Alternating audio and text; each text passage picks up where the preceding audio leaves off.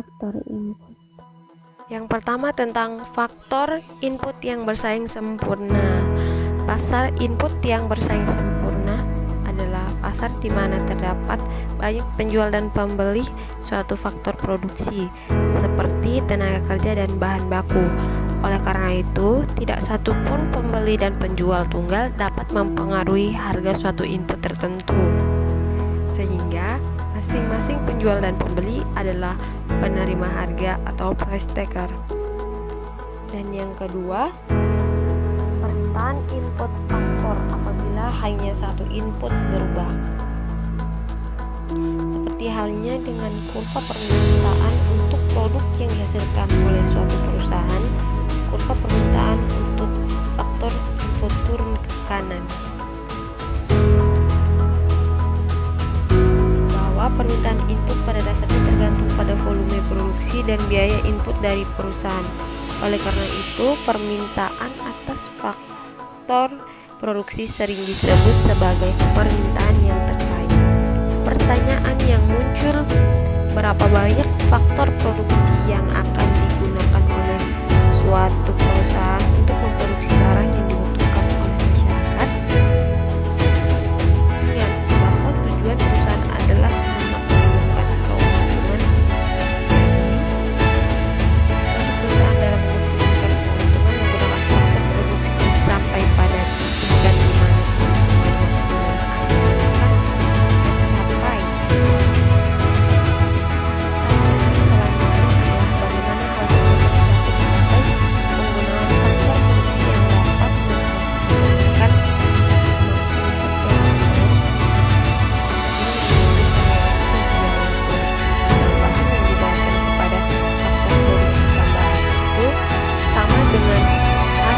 penjualan.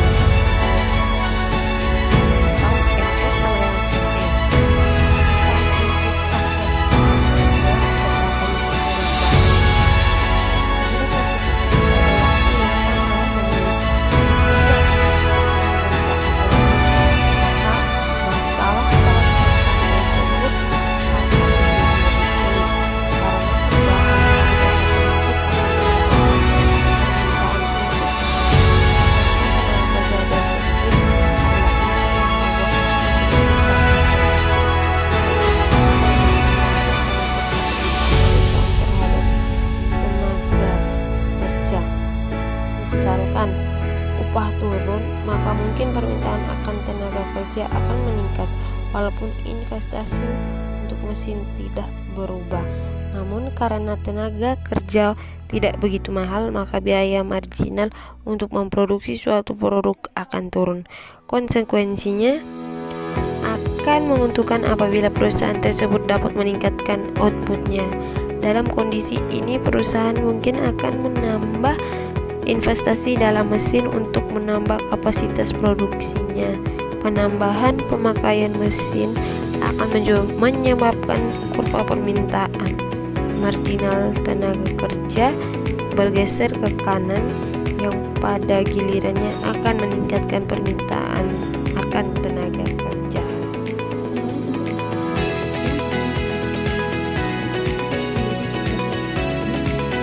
Keputusan pembelian input perusahaan.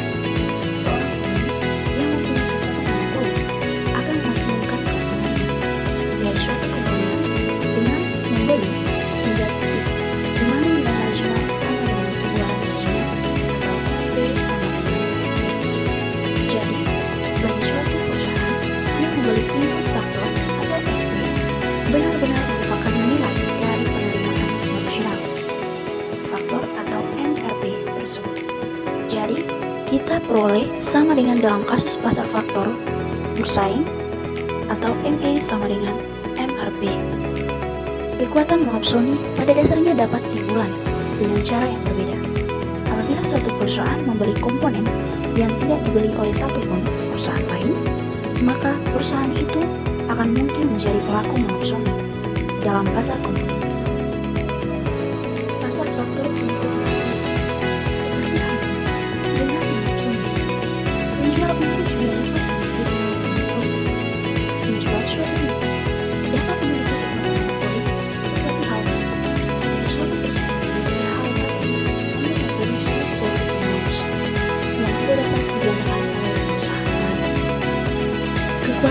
monopoli terhadap tingkat upah. Pada beberapa negara, serikat pekerja mempunyai pengaruh yang cukup besar dalam meningkatkan kesejahteraan dari para anggotanya. Kurva penawaran tenaga kerja menunjukkan bagaimana anggota serikat 383 pekerja akan menawarkan tenaga kerja apabila serikat butuh tersebut tidak memiliki kekuatan monopoli.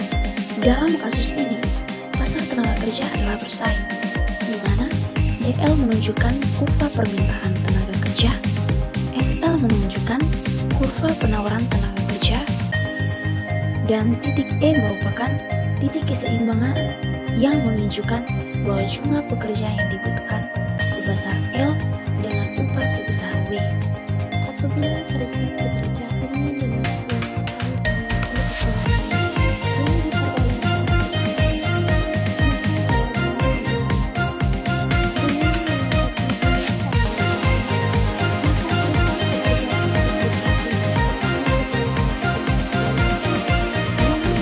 maka untuk memaksimalkan upah para pekerja. Bagi perusahaan laba adalah penerima yang diperoleh setelah dikurungi dengan biaya-biaya umum.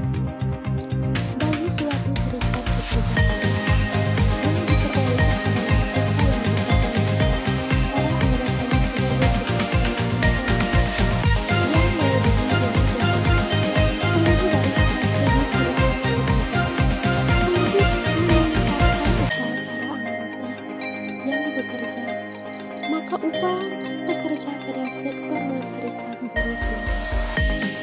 Keberadaan serikat pekerja dapat memperbaiki kondisi kerja dan memberikan informasi yang berguna kepada pekerja dan manajemen perusahaan. Tetapi apabila permintaan tenaga kerja tidak elastis sempurna, maka pekerja serikat buruh dapat terbantu dengan